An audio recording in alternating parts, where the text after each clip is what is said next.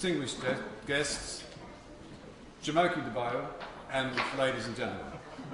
My name is Hugh Craft, and I'm not just an old friend and colleague of Jamoki from days gone by in London, but I represent here today the Royal Commonwealth Society, which is the oldest and largest of the non-governmental Commonwealth organisations, and I'm the president in Canberra.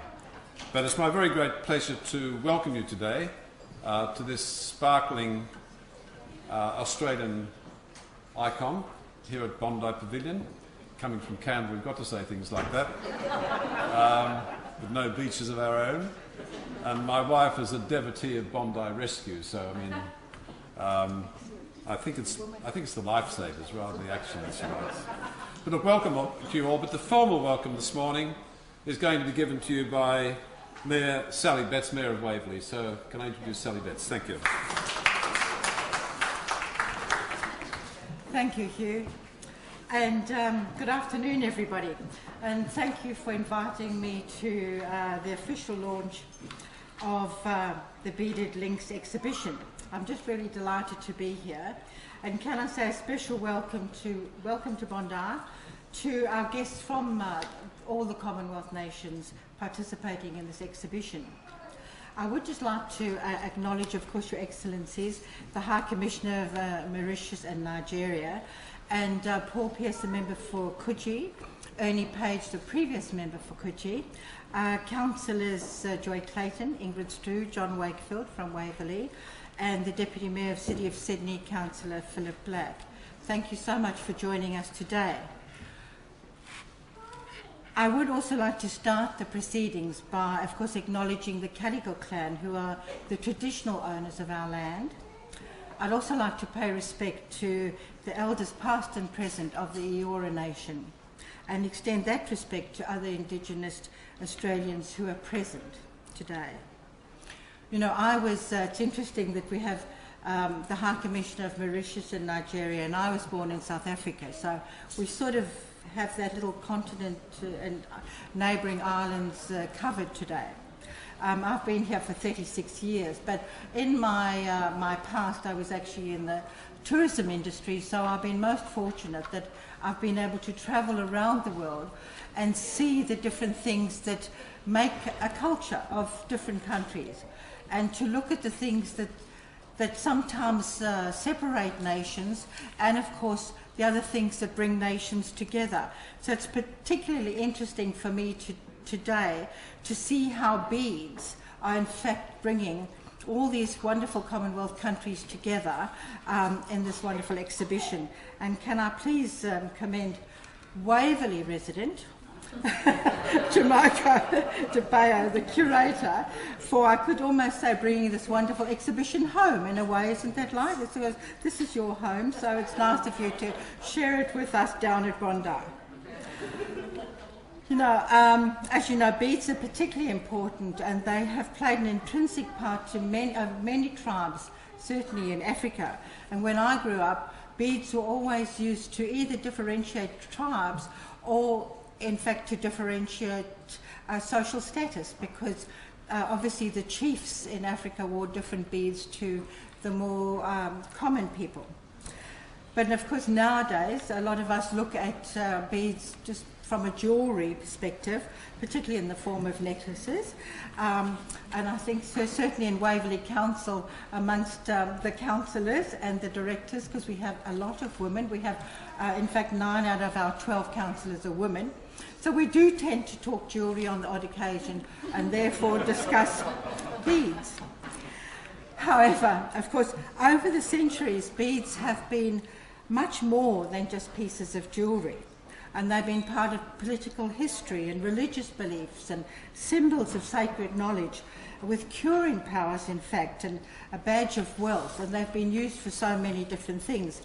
And I believe that beads were even used to help purchase the island of Manhattan in New York City. You know, the history of beads in Africa shows the different contrasting lifestyles that developed throughout Africa. And Africans have cherished beads and appreciated their beauty, and they're made from such differing materials, which come from seeds and shells and glass, clay, ceramic and bamboo.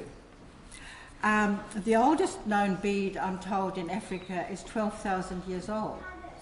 And it was found in the Kalahari Desert, and it was chipped from a thick shell of ostrich egg.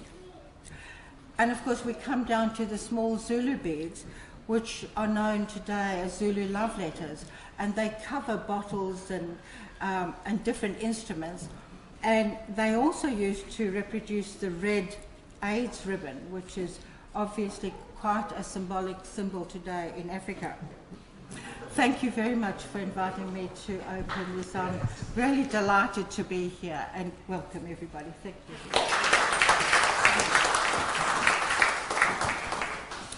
Well, thank you, Sally Betts, we all feel very warmly welcome to this part of Sydney. Ladies and gentlemen, Madam Mayor, and all your councillors who are present here, the representative of different embassies and high commissions in Waverley. Thank you very much, first of all, Madam Mayor. For me, as a Mauritian who grew up in an island in the Indian Ocean, you can imagine that everywhere we go, we see the sea. And being deprived of the sea in Canberra means a lot to me, more perhaps than the High Commissioner of Nigeria, which is a big country, a huge country. But for us, everywhere we turn, we have the sea. And some people say you travel 3.5 hours from Canberra to Sydney. Well, if we do that in my country, we've gone all around and we end up in the sea. So thank you for this lovely day. Thank you for giving us the opportunity of being in Bondi. And as soon as the car turned on the hillside and that I saw this beautiful sea in front of me, I recognized the Indian Ocean. So we want to say today that what is uniting us is, of course, the efforts, the great work put forward by Jumoke. I want to salute in her an African, and most of all an African woman who has had to put up a lot of work and a lot of herself and a lot of confidence in what she was doing to give us, what you will see later, a beautiful exhibition. And as the mayor just said, she has taken the theme of something that unites countries, the beads of 54 Commonwealth countries, most of them represented in Canberra, where we act as ambassadors and high commissioners in this beautiful country of Australia. Thank you, Jumoke, for believing in your work, in what you did.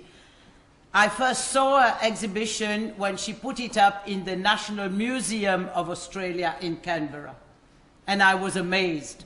I was amazed by the theme itself, showing, as you just said, how many our beads mean a lot to us in different countries of the Commonwealth.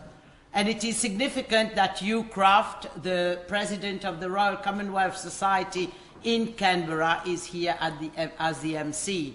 He is the one who believed also in the Commonwealth and who is uniting us together as High Commissioners of our countries in Australia.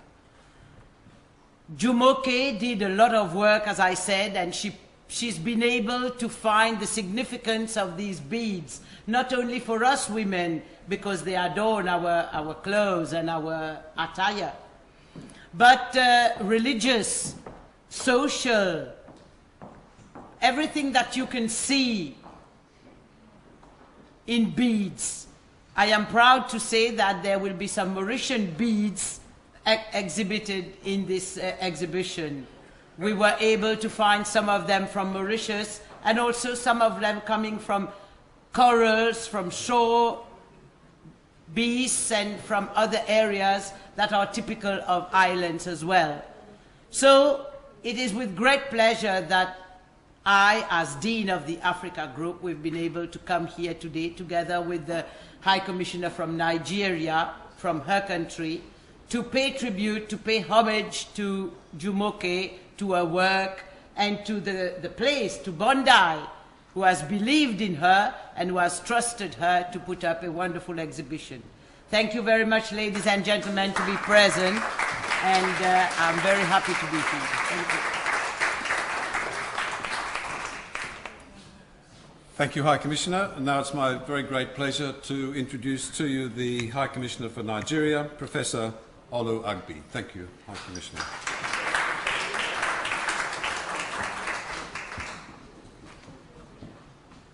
The Mayor, distinguished ladies and gentlemen, I'm not really surprised that Ms. Jumoke Adebayo will be showing exhibition of beads across the Commonwealth countries. For us in Nigeria, beads mean a lot. When I was growing up as a young child, I happened to grow up in an ancient city where beads were worn either by the king or by the chiefs, not even by women as jewelry. And when our king came out with his beautiful beaded crown, everybody will come around to look at him, and at that particular